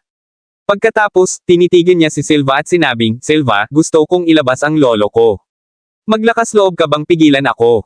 Nakaramdam ng galit si Silva, ngunit nang makitang ang unang tagapag-alaga na elder ay dumura ng dugo, maaari lamang siyang makawala. Malamig na ngumuso si Philip, tumingin kay Cynthia, at sinabing, "Ilabas mo muna si Lolo." Ano naman sa'yo? Nag-aalalang tanong ni Cynthia na puno ng pagmamahal ang mga mata. Sabi ni Philip, mauna ka na. Mamaya na lang kita maabyutin. Pagkatapos noon, tumingin siya kay Hogan at sinabing, pakiusap, alagaan mo si Lolo. Tiningnan ni Hogan ang sitwasyon sa harap at agad na napagtanto ang isang bagay. Tumanggaw siya, hinayla si Cynthia na tinutulak ang wheelchair ng Grandmaster, at umalis. Tumalikod si Cynthia sa bawat hakbang, puno ng pag-aalala ang mukha. Kabanata 3015. Napangiti si Philip. Hindi siya makagalaw ngayon. To be precise, hindi siya makaalis sa lugar na ito. Iyon ay dahil kailangan siya ng gintong aparisyon na ito. Kung siya ay gumalaw, ang gintong aparisyon na ito ay mapapapangit at ang kanyang aura ay babagsak. Sa oras na iyon, tiyak na may mapapansin ang tatlong matatandang tagapag-alaga. Gustuhin mang umalis ni Cynthia at ng iba ay hindi nila magawa. Pagkaalis nila, tumingin si Philip kay Silva at sa iba pa sa loob ng 10 minuto. Makalipas ang 10 minuto, biglang bumaba ang aura ni Philip, at agad na nawala ang gintong aparisyon. Puff! Si Philip ay dumura ng isang subo ng dugo. Iyon ang presyo para sa pag-trigger ng gintong marka sa pamamagitan ng puwersa. Ang kanyang lakas at ang kapangyarihan ng mga patakaran ay naubos sa sandaling ito. Nang makita ito, sumimangot sina Chip at Kirk at sumigaw, kaya na-bluff ka lang. Pinunasan ni Philip ang dugo sa gilid ng kanyang bibig at nakangiting sinabi, ano kaya? Galit na galit si Chip at sumigaw, Brat, ngayong mag-isa ka na at malubhang nasugatan, ang yabang mo pa rin. Hindi ka ba nag-aalala na mamatay ka dito? Pagkatapos sabihin iyon, gumawa ng hakbang si Chip, gustong ipaghiganti ang kanyang paghihirap ngayon lang. Gayunpaman, biglang, isang malakas na boses na puno ng matinding pressure ang nagpa-address kay Chip. Chip Larsen, nakalimutan mo na ba ang sinabi ko sa iyo noon? Napatingin ang lahat sa direksyon ng boses at nakita ang isang figure na naglalakad mula sa malayo. Ang master ng Gentleman Court, si Benny Larsen. Nang dumating si Benny, malamig niyang tiningnan si Silva at ang iba pa at sinabing, Silva Larsen, mas matapang ka na ngayon. Nang makita si Benny dito, sumilay ang lamig sa gilid ng mga mata ni Silva. Sabi niya, Tito, hindi ko inaasahan na pupunta ka rito. Malamig na bumantong hininga si Benny, sinulyapan si Philip na nanghihina, at sinabing, gusto ko siyang ilayo. Nang marinig ito, sumimangot si Silva at malamig na sinabi, Tito, hindi ka na miyembro ng pamilya Larsen. Usapin ito ng pamilya Larsen. Mas mabuti kung hindi ka makikialam. Oh, tinatakot mo ba ako? Nakangiting sabi ni Benny at malamig na tumingin kay Silva. Nagulat si Silva at biglang naramdaman na parang kinulong siya ng malabong mamamatay tao. Tito, ipagkanulo mo ba talaga ang pamilya Larsen? Malamig na tanong ni Silva. Ngumisi si Benny at sinabing, Silva, dahil anak ka ng aking panganay na kapatid, kailangan kong ipaalam sa iyo na ang iyong mga aksyon ay lumihis sa mga prinsipyo ng pamilya Larsen. Kung magpapatuloy ito, ang pamilya Larsen ay masisira sa iyong mga kamay. Sana pag-isipan mo ito. Pagkatapos sabihin iyon, tumingin si Benny kay Philip at sinabing, kaya mo bang maglakad? Tumanggaw si Philip at naglakad papunta kay Benny. Aalis na sina Benny at Philip. Sa sandaling ito, biglang umungol si Silva, tatlong matanda, pigilan mo sila. Wala nang babalikan ngayon ang pamilya Larsen. Kung umalis sila, sila ang magiging pinakamalaking kaaway natin. Nang marinig iyon, hinaranggan ng tatlong matanda ang dinadaanan ni Benny. Kumunot ang noo ni Benny, tumingin kay Quincy, at sinabing, ang kalahating hakbang patungo sa kabilang baybayin ay talagang isang mahalagang mapagkukunan sa mundong ito. Gayunpaman, hindi ito nangangahulugan na hindi ka maaaring patayin. Quincy Larsen, hindi madali para sa iyo na maabot ang antas na ito. Dapat mong pahalagahan. Kumunot ang noo ni Quincy at sinabing, Courtmaster Larsen, tama ka, ngunit bilang tagapag-alaga na elder ng pamilya Larsen, hindi ako maaaring sumalungat sa kagustuhan ng patriarch. Ayokong magkaroon ng alitan sa iyo, kaya sana ay maiwan mo ang young patriarch Clark at huwag nang makialam sa mga gawain ng pamilya Larsen. Hahaha. Natawa si Benny at sinabing, Quincy, magaling ka pero masyadong madaldal, sayang naman. Ang kapalaran ng pamilya Larsen ay umabot na sa wakas. Kahit anong hirap mo, walang lugar para sa iyo sa magulong mundo sa hinaharap. Gusto mo pa bang protektahan ang pamilya Larsen? Nagdilim ang mukha ni Quincy at sinabi pagkatapos ng mahabang pag-aalinlangan, kahit na, paprotektahan ko pa rin ito. Tumanggo si Benny at sinabing, ating alamin ang kalalabasan sa isang galaw, pagkatapos. Kabanata 3016. Nang marinig ito, sumimangot si Quincy, malamig na tumingin kay Benny, at sinabing, Courtmaster Larsen, sigurado ka bang gusto mong gawin ito? Malamig na tiningnan ni Benny si Quincy at sinabing, labanan mo kung gusto mo. Huwag masyadong magsalita. Okay. Mabagsik ang mukha ni Quincy habang tumataas ang kanyang aura. Pagkatapos, binato niya ng suntok si Benny. Gayunpaman, sinulyapan siya ni Benny ng may paghamak, itinaas ang kanyang kamay, at sinalubong ang kanyang suntok. Boom! Nagbanggaan ang dalawang kamao, ngunit walang nakakasilaw na pagbabago-bago ng enerhiya o nakakatakot na kapangyarihan ng mga panuntunan. Parang dalawang normal na taong nag-aaway. Gayunpaman, napaatras si Quincy at dumura ng isang subo ng dugo, puno ng pagtataka ang kanyang mga mata. Pagkatapos, tinuwanan niya ang kanyang sarili at sinabing, kaya naabot mo na ang antas na ito. Binawi ni Benny ang kanyang kamay, tumingin kay Quincy nang walang pakialam, at sinabi kay Philip, tara na. Sa pagkakataong ito, walang nang ahas na pigilan sila. Walang magawang pinagmamasdan ni Silva habang dinadala ni Benny si Philip. Makalipas ang ilang minuto, nagngangalit siya. Elder Quincy, anong nangyayari dito? Isa kang powerhouse na kalahating hakbang patungo sa kabilang baybayin. Paano ka matatalo kay Benny Larsen? Malamig na tanong ni Silva sa sama ng loob. Umiling si Quincy at sinabing, Patriarch, hindi ako natalo sa kanya, pero may nagkukubli sa dilim. Nasa kalahating hakbang na rin si Benny patungo sa kabilang baybayin, ngunit ang pag-iisip na layunin sa dilim na ngayon ay nakalock sa amin. Kung talagang maglalakas loob akong lumaban para matalo o talunin si Benny, tiyak na mapapawi ang pamilya Larsen ngayon. Nang marinig ito, napanganga ang lahat ng miyembro ng pamilya Larsen. May nagtatago sa dilim. Sino ang nasa dilim? Tanong ni Silva na nakakunot ang noo. Tinaas ni Quincy ang kanyang kilay, tumingin sa malayo, at sinabing, nandito sila sa loob ng teritoryo ng Fernvale. Patriarch, humanda ka. Haharapin natin ang paghihiganti mula sa pamilya Clark sa lalong madaling panahon. Nang marinig ito, napangiwi si Silva at tumingin sa direksyon kung saan nakatingin si Quincy. Ngayon lang, ilang figure na kalahating hakbang papunta sa kabilang baybayin ang lumitaw sa Fernvale at nakalock sa ilang tao sa Larsen Manor. Iyon ang dahilan kung bakit nawala si Quincy. Sa gilid ni Benny, inilabas niya si Philip at sinalubong si Cynthia at ang iba pang naghihintay sa pintuan. Philip, kamusta? Ayos ka lang ba? Tumakbo si Cynthia at niyakap si Philip. Ngumiti si Philip at sinabing, okay lang ako. Pagkasabi niya noon ay napaluhod siya at bumagsak sa lupa. Philip, nagpanik ang lahat. Sumulyap si Benny kay Philip at sinabing, ibalik muna natin siya. Kabanata 317. Hindi nagtagal, dinala nila si Philip sa isang hotel. Doon, pinagamot ni Benny si Philip ng ilang pilak na karayom. Pagkatapos ng kalahating araw, bumantong hininga siya, bumangon, at sinabing, magiging maayos din siya pagkatapos ng ilang araw. Gumamit siya ng ilang enerhiya na hindi sa kanya at nakaranas ng backlash. Umupo si Cynthia sa isang tabi, nakatingin kay Philip ng may pag-aalala at pag-aalala. Sa mga sumunod na araw, marahan at masusing inalagaan ni Cynthia si Philip. Sa ikatlong araw, sa wakas ay nagising si Philip, ngunit siya ay mahina pa rin. Ilang oras na akong walang malay. Iyon ang unang tanong ni Philip pagkagising niya. Nagmamadaling tinulungan ni Cynthia si Philip at nakangiting sinabi, 3 araw. Kumunat ang noo ni Philip at nagtanong, kumusta si Lolo? Nang marinig ito, nagdilim ang mukha ni Cynthia habang malungkot na sinabi ni Lolo Benny na may sakit na ang Grandmaster at wala na siyang mahabang oras. Kahit siya ay wala siyang magagawa. Kumunat ang noo ni Philip at sinabing, dalhin mo ako kay Lolo. Tinulungan ni Cynthia si Philip at pumunta sa kwarto ng Grandmaster. Sa silid, pinagamot ni Benny ang Grandmaster at pansamantalang pinatatag ang kanyang kalagayan. Nang makitang pumasok si Philip, tumayo si Benny at sinabing, gising ka na. Sinulyapan ni Philip ang matandang nakahiga sa kama at nagtanong, kumusta ang lolo ko? Natahimik sandali si Benny bago umiling at sinabing, hindi masyadong optimistic ang sitwasyon niya. Nasa kritikal na yugto na ang kanyang karamdaman. Ang paggamot ko ay para lang mapanatili ang sigla ng kanyang katawan. Sa paglipas ng panahon, mawawala ng epekto ang pamamaraang ito. Nang marinig iyon, lumuhad si Philip sa harap ni Benny at sinabing, pakiusap, iligtas ang aking lolo, si Court Master Larsen. Nang makita ito, naging malamig ang ekspresyon ni Benny. Sinenyasan niya si Cynthia na hilahin si Philip at sinabing, Philip, tatay ko rin ang lolo mo. Ililigtas ko siya, syempre. Ngunit wala akong paraan para gawin iyon ngayon, maliban kong ano? Kinakabahang tanong ni Philip.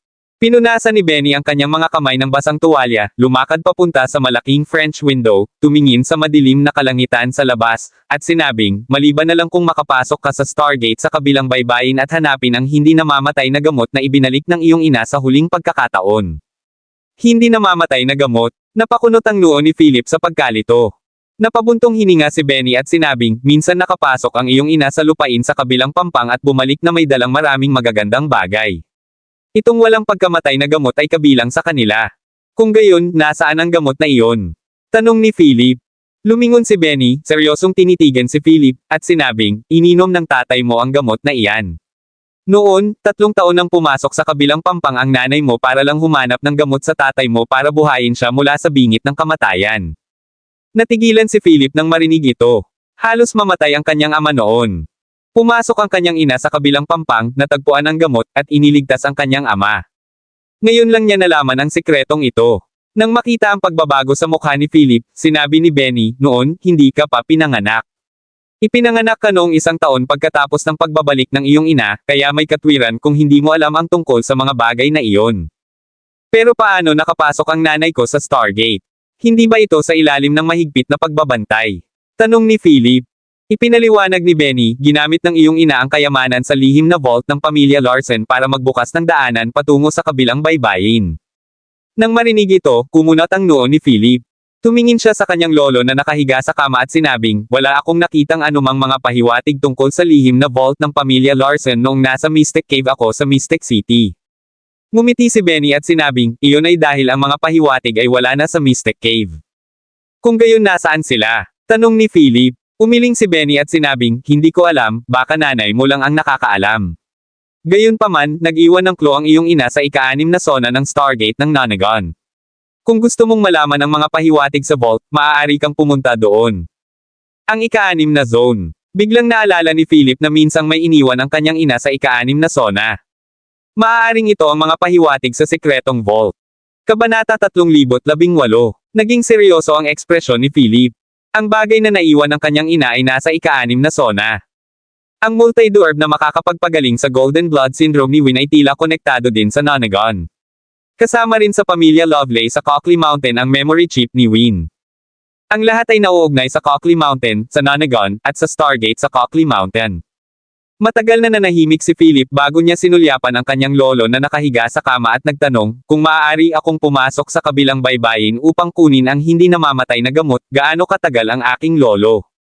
Sinulyapan ni Benny ang mukha ng Grandmaster, na bahagyang itim, at sinabing, gagawin ko ang lahat para mapanatili siyang buhay, ngunit hindi ko alam kung gaano siya katagal. Batay sa kanyang kasalukuyang kalagayan, ito ay magiging 1 taon ng higit pa. Sa madaling salita, may 1 taon ka lang para hanapin ang daanan o buksan ang Stargate para makapasok sa kabilang baybayin at hanapin ang gamot at ibalik ito. Pagkatapos niyang magsalita, mas naging solemn na ang mukha ni Philip. 1 taon. Masyadong maikli ang oras. Bukod dito, hindi pa siya sapat na malakas, at halos zero ang kanyang kaalaman tungkol sa kabilang baybayin. Paano niya mahahanap ang gamot sa loob ng 1 taon? Inabot ng 3 taon ang kanyang ina, kaya niya ito sa loob ng 1 taon. Sa oras na ito, biglang sinabi ni Benny, mayroong ilang mga pahiwatig tungkol sa multi-orb na hinahanap mo upang gamutin ang ginintoang syndrome ng dugo ni Win dahil walang ganoong bagay sa mundong ito. Ang tunay na damo ay palaging nasa kabilang pampang. Noon, natuklasan ng iyong ina ang multi-orb, ngunit dahil sa ilang kadahilanan, hindi niya ito nakuha at ibinalik lamang niya ang Undying Medicine. Ayon sa iyong ina, ang bisa ng multi-orb ay 10 beses kaysa sa Undying Medicine. Ito ang tunay na pakikitungo. Nang marinig iyon, mas natense si Philip. Matapos ang napakalaking bilog, ang multi-orb na hinahanap niya ay nasa kabilang pampang. Paano niya nakuha ang kanyang mga kamay dito? Wala na ba talagang mga palatandaan ng multi-orb sa mundong ito? Tanong ni Philip. Napabuntong hininga si Benny at sinabing, sa pagkakaalam ko, hindi. Kahit ang tatay mo ay hindi nakuha. Minsan na niyang nakita ang damo noon sa likod mismo ng Stargate. Nakuha nito ang makalangit na aura at ang kapangyarihan ng mga tuntunin at nagkatawang tao. Nasulyapan niya ito ngunit hindi niya ito nakuha. Nang marinig ito, napagtanto ni Philip kung gaano kalungkot na nasulyapan lamang ito ng kanyang ama at pinalampas ang pagkakataong mahuli ito. Kabanata 3019. Sa puntong ito, ang pagpili ay ipinakita sa harap ni Philip. Ang gamot na kailangan ng kanyang lolo at ang multi-orb na kailangan ni Win ay makukuha sa kabilang pampang. Kung hindi siya pumunta sa kabilang pampang, hindi niya mailigtas ang kanyang lolo at si Win.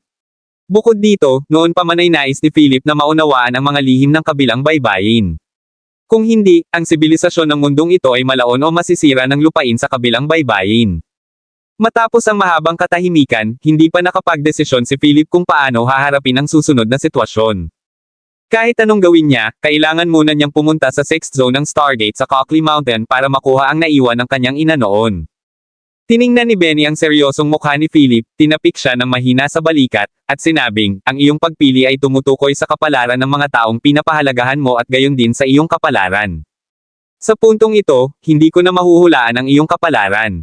Philip, ikaw ang variable sa hindi maarak na mundong ito at ang tanging variable sa hinaharap. Kailangan mong pag-isipang mabuti. Maaaring ito ang iyong mga personal na pagpipilian, ngunit sa mas malaking lawak, maaari silang magdulot ng butterfly effect at baguhin ang pangkalahatang takbo ng mundo.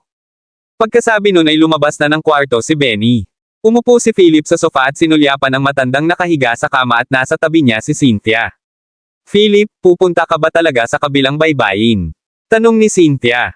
Hindi sumagot si Philip. Hindi rin niya alam. Ito ay isang lupain ng panganib na puno ng hindi alam at isang mundo na may pangalawang sibilisasyon. Kung talagang gusto niyang pumunta, kailangan niyang gumawa ng maraming advanced na paghahanda. Oo, dahil gusto kong iligtas sina Win at Lolo, sa wakas, seryosong sabi ni Philip puno ng determinasyon ang mga mata. Tama iyon. Kailangang umalis ni Philip. Ano man ang mangyari, kailangan niyang galugarin ang hindi kilalang mundong iyon at hanapin ang multi-do-herb at undying medicine. Pagkaraan ng ilang sandali ng katahimikan, umikot si Cynthia at sinabing, pwede mo ba akong isama? Gusto kitang makasama. Tumingin si Philip sa gilid ni Cynthia at sinabing, alam kong nag-aalala ka sa akin, ngunit ito ay isang hindi kilalang mundo. Maging ang aking mga magulang ay lubos na maingat. Hindi ko man magagarantiya ang aking kaligtasan, kaya paano kita mapoprotektahan? Pero, may gustong sabihin pa si Cynthia, ngunit sinabi ng mga mata ni Philip ang lahat. Pagkatapos ng ilang sandali ng katahimikan, sinabi ni Cynthia, mananatili ako rito at hihintayin kang bumalik. Ngumiti si Philip at sinabing, huwag kang mag-alala. Hindi pa ngayon ang oras. Pagkasabi noon ay napatingin si Philip sa kanyang lolo sa kama. Makalipas ang mahabang panahon, lumabas siya ng kwarto. Pagbalik niya sa kanyang silid, hinanap niya si Fennel at ang iba pa at nagtanong, pupunta ako sa Cockley Mountain para hanapin ang naiwan ng aking ina. Nang marinig ito, sumimangot si Fennel at nagtanong, seryoso ka ba? Mapagpasyahang tumango si Philip at sinabing, oo. Bukod dito, ang memory chip ni Win ay kasama rin ng pamilya Lovelace sa Cockley Mountain. Kailangan kong pumunta at ayusin ang score sa pamilya Lovelace. Napakunot noo si Fennel. Matapos mag-isip ng mahabang panahon, sinabi niya, Philip, ang Cockley Mountain ay hindi kasing simple ng iniisip mo. Iba ang lugar na iyon sa lahat ng naririto. Kung pupunta ka doon sa salpok, natatakot ako na baka masaktan mo ang maraming tao. Bukod dito, ang mga taong iyon sa Cockley Mountain ay hindi mahuhulaan ng mga freak. Ang kanilang mga aksyon ay hindi mahuhulaan ng sentido komon. Kumunot ang noo ni Philip at sinabing, alam ko, pero kahit ganoon, kailangan kong umalis. Nagpa siya si Philip na pumunta. Gaano man siya kumbansihin ni Fennel at ng iba pa, kailangan niyang umalis. Sa huli, sinabi ni Fennel, kung ganoon, sasama ako sa iyo. Kaya nating bantayan ang isa't isa. Ngumiti si Philip, nag-high five si Fennel, at sinabing, salamat. Nagkibit balikat si Fennel at sinabing, to be honest, matagal na akong hindi bumabalik. Nami-miss ko talaga ang mga araw na nagsasanay at nag-aaral ako sa Cockley Mountain. Napagpasyahan ng mga bagay. Pagkalipas ng 2 araw, nagpasya si Philip na bumalik sa Riverdale upang harapin ang mga personal na bagay. Tutal, nasa Riverdale pa sina Mila at Nelson. Sa sandaling pumasok ang pribadong eroplano sa Riverdale, ang paliparan ay nasa ilalim ng lockdown. Pinalibutan ng mga bodyguard na naka-black suit ang buong airport. Magalang na naghintay si Theo Zander sa airport kasama ang chairman ng Riverdale Chamber of Commerce at ang kasalukuyang chairman ng Beacon Group. Nang makita si Philip at ang iba pa na bumababa sa eroplano, agad na humakbang si Theo at yumuko na sinabi, welcome home, young patriarch. Huminga ng malalim si Philip at nakaramdam ng matinding emosyon. Tinapik niya si Theo sa balikat at sinabing, umuwi muna tayo. Oo, sabi ni Theo. Hindi nagtagal, isang convoy ng mga itim na Maybach ang nagtungo sa First Palace. Kabanata 3020. Bago makarating ang convoy ni Philip sa First Palace, naghihintay na sina Martha at Charles. Simula pa ng madaling araw ay sabik na rin si Mila na makita si Philip. Sa sandaling ito, si Martha ay nakaupo sa sala na balisa at patuloy na nakatingin kay Charles, na nagtatampo sa kanyang tabi. Charles, sabihin mo sa akin kung ano ang dapat nating gawin kapag bumalik si Philip mamaya. Mukhang kinakabahan si Martha, at puno ng pag-aalala ang mukha niya. Umupo si Charles sa sofa, galit na tumingin kay Martha, at sinabing, "How dare you ask me? Kung hindi dahil sa iyo, wala tayo sa ganitong suliranin." Nang marinig ito, nakaramdam ng matinding pagkabalisa si Martha at agad na napaluha. Sabi niya, "Naloko ako. Sa tingin mo ba handa akong mawala ng napakaraming pera?" Malamig na umungol si Charles, nakaramdam ng galit. 2 linggo na ang nakalipas, lumabas si Martha kasama ang ilang kaibigan at natutong sumugal. Hindi malaking bagay ang pagsusugal, ngunit natalo siya ng 30 milyon. Hindi alam ni Charles ang tungkol dito noong una. Nang maglaon, nagalit si Martha at gusto niyang bawiin ang perang nawala sa kanya. Sinangla niya ang unang palasyo at ilang bahagi rin ng Beacon Group, ngunit nawala sa kanya ang lahat. Sa kabuuan, nawalan siya ng 500 milyon. Oo, si Martha Yates, ang magastos, ay nawalan talaga ng 500 milyon. Itinago ito ni Martha, ngunit dinala ng kanyang kaibigan ang maninangil ng utang sa pintuan noong isang araw at inilantad ang lahat. Nang malaman ito ni Charles, sa sobrang galit niya ay muntik na siyang atakihin sa puso. Hindi sila naglakas loob na sabihin kay Philip o Theo at maaari lamang itong ilihim. Gayunpaman, sinabi ng mga debt collector na babalik sila sa loob ng ilang araw upang kolektahin ang utang. Ngayong babalik na si Philip, nababalisa si Martha. Kung nalaman ni Philip na nawalan siya ng 500 milyon, mapupunta siya sa isang masamang kalagayan. "Charles, kailangan mong mag-isip ng paraan. Ano ang dapat kong gawin?" Nagsob si Martha. Kumunot ang noo ni Charles at sinabing, "Wala tayong ibang pagpipilian kundi sabihin kay Philip ang totoo, 500 milyon naman kasi, at sa kanya ang bilya na ito. Malalaman niya rin sooner or later." Nang marinig ito, natarante si Martha. Hinawakan niya si Charles at napabulalas, hindi natin masasabi sa kanya. Pag nalaman niya, patay ako." Malamig na ngumuso si Charles at sinabing, "Ano pa ba ang gusto mong gawin? Hindi ka sumasang-ayon sa lahat ng aking mga mungkahi. Wala na akong pakialam sa bagay na ito. Isipin mo ito sa iyong sarili." Natigilan si Martha sa kanyang sinabi. Sa oras na ito, tumakbo ang yaya mula sa pintuan at masayang sumigaw, "Guro, ginang, bumalik na ang young master." Pumalakpak. Nang marinig ito, natakot si Martha na muntik na siyang mahulog sa sofa. Kabanata 3021. Bumalik si Philip. Sure enough, maya-maya nakarinig sila ng mga yabag sa labas. Isang pangkat ng mga bodyguard na nakaitim na suit ang tumakbo. Si Philip at ang iba ay pumasok sa pintuan. Mabilis na tumayo sina Charles at Martha, binati sila, at nakangiting sinabing, "Philip, bumalik ka na." Sinulyapan ni Philip sina Charles at Martha na nagtatago sa likod ni Charles at hindi nang ahas na tumingin sa kanya. Hindi siya umimik at nagtanong lang, "Nasaan sina Mila at Nelson?" Mabilis na sumagot si Charles, natutulog sila sa ikalawang palapag. Tumango si Philip, umakyat sa ikalawang palapag, at nakita si Mila at ang kanyang anak na mahimbing na natutulog sa silid. Pagkaraan ng ilang sandali, bumaba siya mula sa ikalawang palapag at nakita niya sina Charles at Martha na nakatayo at nagbubulungan. Nakabalik na si Theo at ang iba pa, habang si Fennel at ang iba ay nananatili sa isang hotel. "Anong meron?" Sinabi sa kanya ng sixth sense ni Philip na may nangyari sa pagitan nina Charles at Martha. Magsasalita na sana si Charles nang kurutin siya ng mariin ni Martha at sinabing, "Wala lang. Kakabalik mo lang kaya ipaghahanda na kita ng pagkain." Ngumiti si Philip at tumango. Mabilis na kinaladkad ni Martha si Charles papunta sa kusina. Gayunpaman, hindi nagtagal, huminto ang ilang sasakyan sa labas ng First Palace. Bumukas ang pinto, at lumabas sa sasakyan ang ilang mayabang at dominanteng lalaki. Nakasuot sila ng matingkad na mga kamiseta at pantalon. Ang nangunguna ay isang gwapong binata. Hinubad niya ang kanyang salaming pang-araw, iniluwa ang toothpick sa kanyang bibig, at sinulyapan ang First Palace. Kinawian niya ang kanyang kamay at sinabing, "Let's go, buddies. Ang bilya na ito ay magiging atin sa hinaharap." Pagkatapos, 7 o 8 matipunong lalaki ang sumunod sa gwapong binata at pumasok sa unang palasyo. "Martha Yates, Charles Johnston, lumabas ka kaagad dito. Nandito ako para mangolekta ng pera." Isang dagindong ang nagmula sa pintuan. Nakakunot ang noo ni Philip habang nakaupo sa sala. Si Martha at Charles ay nagmamadaling lumabas ng kusina at nakita ang mga taong iyon na papasok. "Uy, may bisita ka sa bahay, at naghahanda ka na rin ng tanghalian. Nagkataon lang na gutom kaming lahat. Maaari ka ring maghanda ng tanghalian para sa amin." Napasulyap ang gwapong lalaki kay Martha na naka-apron at tinignan ng masama si Philip na nakaupo sa sofa sa sala.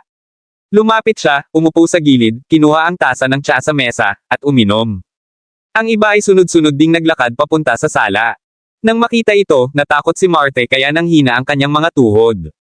Mabilis niyang sinabi, Midge, nandito ngayon ang aking manugang. Pwede ka bang bumalik sa ibang araw? Habang nagsasalita siya, puno ng pagmamakaawa ang mga mata ni Martha. Nang marinig ito ng gwapong lalaki, tumingin siya kay Felipe at napabuntong hininga, siya ba ang walang kwentang manugang mo?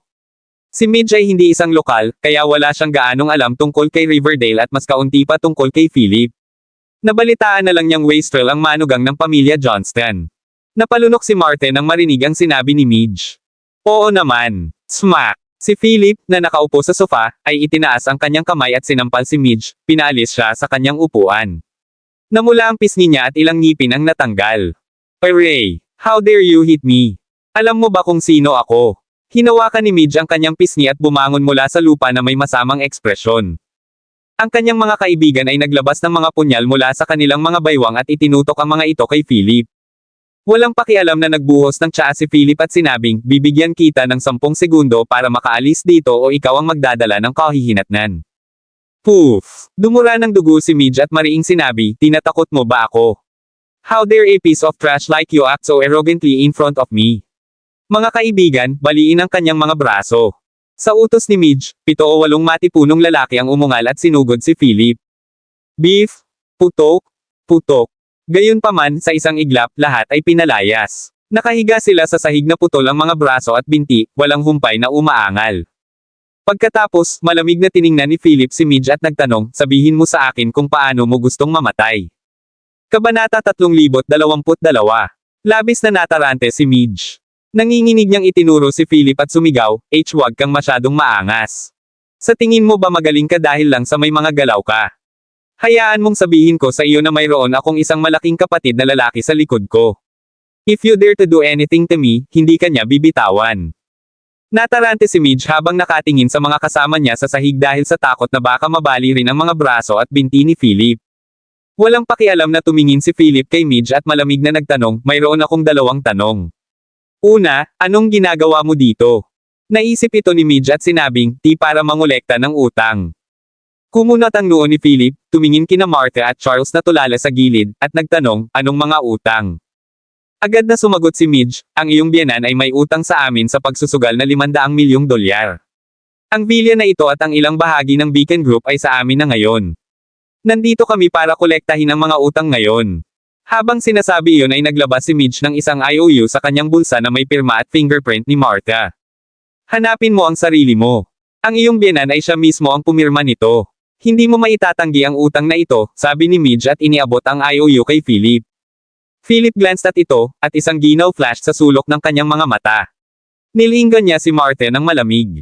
Sa sobrang takot ni Martha ay namutla ang kanyang mukha. Napaluhod siya sa sahig at sumigaw, Philip, nagkamali ako. Hindi ko nagagawin, niloko ako. Hindi ko alam na magiging ganito. Napaluha si Martha. Sa gilid, umiling si Charles at walang magawa. Sabi niya, Philip, kasalanan ng nanay mo, pero naloko siya. Malamig na sinulyapan ni Philip si Martha at sinabing, haharapin kita mamaya.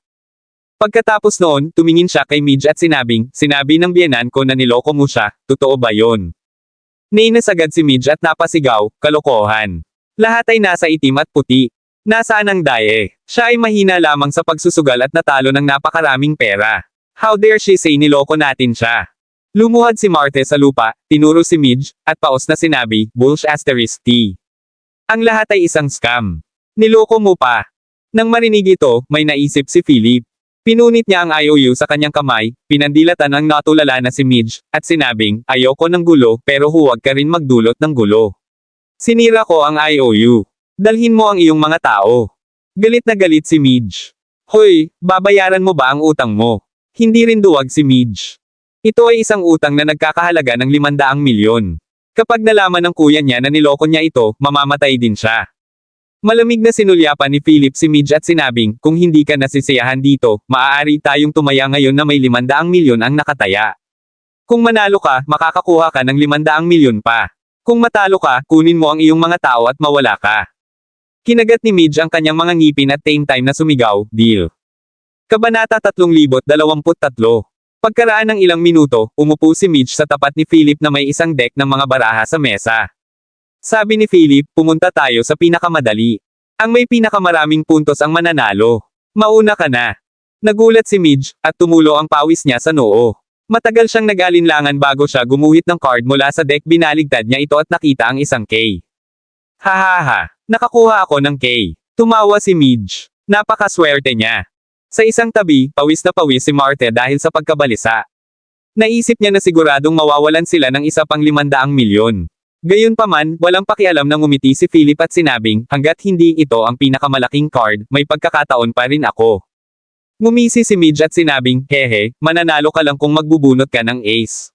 Sa kasamaang palad, sa napakaraming card na natitira, ang iyong mga pagkakataon ay napakababa. Habang sinasabi niya iyon, casual na naglabas si Philip ng card mula sa deck at binaligtad ito. Ipagpaumanhin mo, ngunit ang aking swerte ay palaging mabuti. Nanalo ako, kaya kunin mo na ang mga tauhan mo at magwala ka, mahinahong sabi ni Philip. Napatulala si Midge. Itinuro niya si Philip at sumigaw, nagdaye ka. Ngumisi si Philip at sinampal. Smack! Lumipad palabas si Midge at bumagsak ng husto sa lupa. Scram! Galit na sigaw ni Philip. Suray-suray na bumangon si Midge mula sa lupa at mabilis na tumakbo palabas kasama ang kanyang mga kaibigan na bali ang mga braso at binti. Bago siya umalis, tinitigan niya ng masama si Philip, at sinabing, dude, tandaan mo, hindi pa ito tapos. Maghintay ka lang. Tatawagan ko na ang kuya ko. Go ahead, mahinang sabi ni Philip. Pagkatapos, tinitigan niya si Marte na nakaluhod sa sahig at malamig na nagtanong, napagtanto mo ba ang iyong pagkakamali? Masiglang tumango si Marte at sinabing, Philip, nagkamali ako. Nagkamali talaga ako. Naloko talaga ako. Nakikisama lang ako sa mga kaibigan ko, at dinala nila ako sa isang laro. Hindi ko sinasadya na mangyari ito. Please wag mo akong patulan. Malamig na ngumuso si Philip at sinabing, kung hindi dahil nanay ka ni Win, matagal na kitang pinalayas. Simula ngayon, hindi ka na pinapayagang umalis sa villa. Kukuha ako ng magbabantay sa iyo. Kung magkamali ka pa, kailangan mong umalis sa villa ng kusa mo. Oo, okay. Patuloy na tumango si Marte at humingi ng tawad. Pagkatapos, umakyat si Philip at bumalik kasama si Mila sa kanyang mga bisig. Si Mila ay labis na nasasabik na makita si Philip pagkatapos ng mahabang panahon. Siya circled Philip at pestered sa kanya upang makipaglaro sa kanya. Naisip ni Philip si Win nang tumingin siya kay Mila at hindi niya maiwasang malungkot. Hindi nagtagal, huminto muli ang ilang mamahaling sasakyan sa labas ng villa. Bumaba sa sasakyan ang isang matangkad na lalaki na naka-sunglasses na nanlamig ang buong katawan. Tumakbo si Midge at sinabing, Kuya, ito na. May mga galaw ang lalaking iyon. Ibinaba niya lahat ng anak ko. Ang lalaking may suot na salaming pang-araw ay malamig na bumantong hininga, sumulyap sa unang palasyo sa harap niya, at nakangiting sinabi, maganda ang lugar na ito. Bilang una kong tirahan sa Riverdale, hindi ito masama. Sa sinabi nito, pumasok siya sa villa kasama ang kanyang mga tauhan. Gusto siyang pigilan ng ilang bodyguard na iniwan ni Theo sa pinto, ngunit sinipa sila ng lalaki at pinalipad. Sa villa, pinaglalaroan ni Philip si Mila nang bigla niyang napansin ang kakaibang pagbabago-bago ng enerhiya at ang kapangyarihan ng mga panuntunan. Pagkatapos, maraming tao ang pumasok sa pintuan. Ang lalaking nangunguna ay isang matipunong lalaki na may salaming pang-araw at may galo sa gilid ng kanyang bibig. Sa likod niya ay si Midge na kanina pa umalis. Kuya, siya na. Ibinaba niya ang mga tauhan natin at sinira ang dokumento, turo ni Midge kay Philip at sumigaw. Malamig na sinulyapan ng lalaki si Philip at sinabing, kaibigan, may mga patakaran para sa lahat. Ayokong pumatay ng sino man ngayon, kaya dapat mong kunin ang iyong pamilya at umalis dito. Walang pakialam na sinabi ni Philip, tingnan natin kung mayroon ka kung ano ang kinakailangan. Kabanata 3024. Ngumiti ang lalaki at sinabing, interesting. Ikaw ang unang taong kumausap sa akin sa ganoong paraan.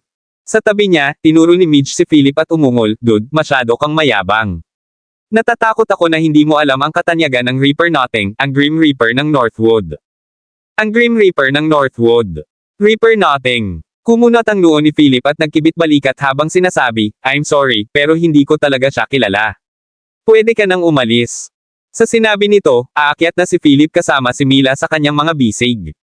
Si Reaper Nothing ay sumimangot at tumitig kay Philip na may yelong mga mata sa pamamagitan ng kanyang salaming pang-araw. Sumigaw siya, anak, masyado kang mayabang. Bang! Biglang umatake si Reaper. Isang nangingibabaw na suntok na may napakalakas na puwersa ang humampa sa likod ni Philip. Sa normal na kalagayan, hanggat gumawa ng hakbang si Reaper, tiyak na mamamatay ang kanyang kalaban. Kaya, lahat ng mga lalaki sa likod ng Reaper ay tumawa. Siguradong patay na ang batang iyon. How dare he provoke Reaper to take action? Gayunpaman, isang nakakagulat na eksena ang nangyari.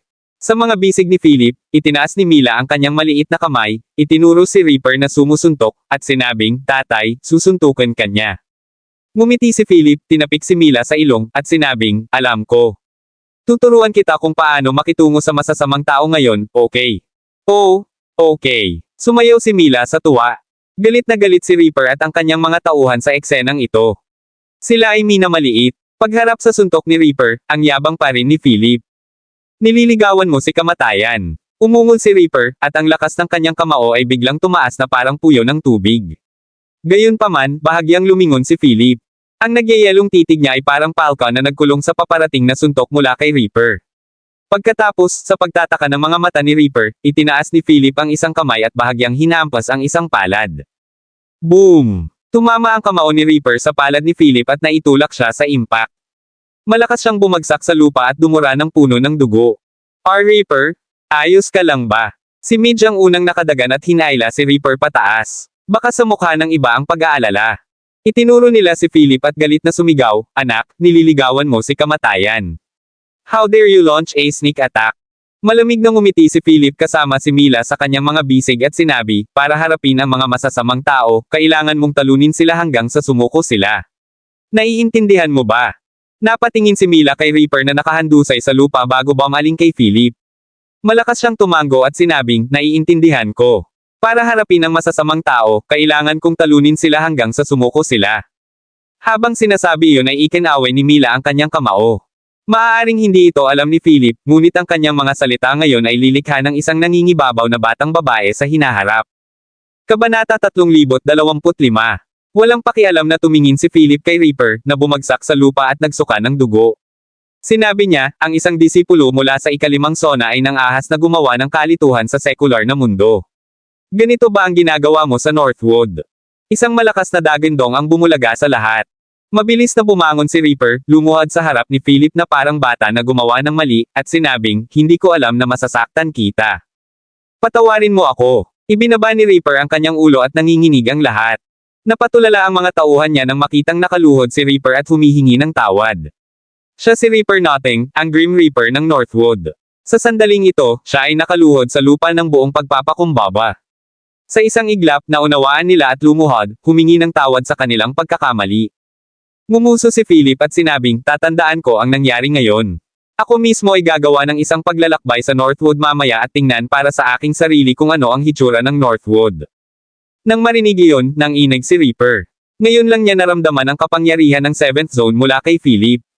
Ito ay simpleng hindi kapanipaniwala. Ang kabilang partido ay maaaring durugan siya hanggang mamatay sa isang daliri. Kaya naman, lumuhad lang si Reaper at humingi ng tawad. "Magwala!" Galit na sigaw ni Philip, at agad na lumabas ng villa si Reaper kasama ang kanyang mga tauhan. Pagkaalis niya sa villa, nakahinga ng maluwag si Reaper.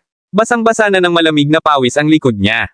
Sa sandaling ito, nagtanong si Midge, "Reaper, bakit ngayon lang tayo natakot sa kanya? Hindi ba't isa lang siyang walang kwentang manugang?" Smack! Sinampal ni Reaper si Midge at galit na sumigaw, "Ikaw ang walang kwenta." Isa siyang malaking karakter na kahit ang guro ko ay hindi maglalakas loob na guluhin. "Kayong lahat, bumalik at maghanda ng masaganang regalo. Babalik kami bukas at hihingi muli ng tawad." Oo, tinakpan ni Midge ang isa pa niyang namamaga na pisngi at parang naiiyak. Gayunpaman, napagtanto din niya na kung kahit ang guro ni Reaper ay hindi maglakas loob na pukawin ang taong ito, tiyak na kamangha-mangha siya. Sa panig ni Philip, pagkatapos niyang itaboy ang grupong ito, nanatili siya sa villa ng ilang sandali bago lumabas. Martin Pharmaceutical Group. Ang magkapatid na Martin at Bernard Johnston ay nababalisa sa opisina ng direktor. "Martin, nabalitaan kong bumalik na si Philip. Ano ang dapat nating gawin?" tanong ni Bernard. Umupo si Martin sa sofa habang humihit-hit ng tabako na may mabagsik na ekspresyon. Sabi niya, kumuha ng isang tao na bumubuntot sa kanya ng palihim. "Huwag mo siyang pakialaman. Hindi natin dapat sirain ang plano natin." Tumango si Bernard at sinabing, "Nga pala, Martin, dumating ulit kahapon ang lalaking nakaitim na roba. Gusto niyang malaman kung kailan kami kikilos." Napakunot noo si Martin at sinabing, "Sabihin mo sa kanya na magpasensya, may plano ako. Sabihin mo rin sa kanya na maging mabait sa anak ko. Kung may mangyari man sa anak ko, hindi ko siya tutulungan. Okay, tumango si Bernard. Sa side ni Philip, pagkalabas niya ng villa, pumunta siya sa lumang bahay na tinitirhan nila ni Win noon. Ang lumang bahay ay nagbalik ng mga alaala. Pagkapasok sa bahay ay tila walang pagbabago ang lahat ng nasa harapan niya na parabang kahapon lang sila tumutuloy dito. Siya ay nanirahan dito kasama si Win sa loob ng maraming taon, at ang lahat ay tila pamilyar. Umupo si Philip sa sofa sa sala at puno ng emosyon ang nararamdaman. Kung magagawa niya ito, sasabihin niya kay Win ang lahat at hindi niya hahayaang magdusa ito sa loob ng maraming taon. Matapos makaupo ng kalahating oras, tumayo na si Philip at aalis na sana. Gayunpaman, bigla niyang nakita na ang silid ay tila pinakialaman. Bumagsak ang mga mata niya sa TV cabinet. Binuksan niya ang cabinet at may nakita siyang sulat sa loob. Binuksan niya ang sobra at nakita niya ang isang sulat na iniwan ni Win matagal na ang nakalipas. Philip, kapag nabasa mo ang sulat na ito, baka tuluyan na kitang nakalimutan. Tandaan, huwag pumunta sa Cockley Mountain para humanap ng paraan para iligtas ako. Isa itong pagsasabuatan ng pamilya Lovelace. Gusto kanilang akitin na pumasok sa Cockley Mountain at gamitin ka para buksan ang Stargate para makamit ang kanilang masasamang tukana. Ang iyong mapagmahal na asawa, si Win Johnston. Maraming salamat mga ka-master sa walang sawang pagsusubaybay. Isang like, share, and subscribe naman dyan mga ka-master. Abangan ang susunod pang mga kabanata.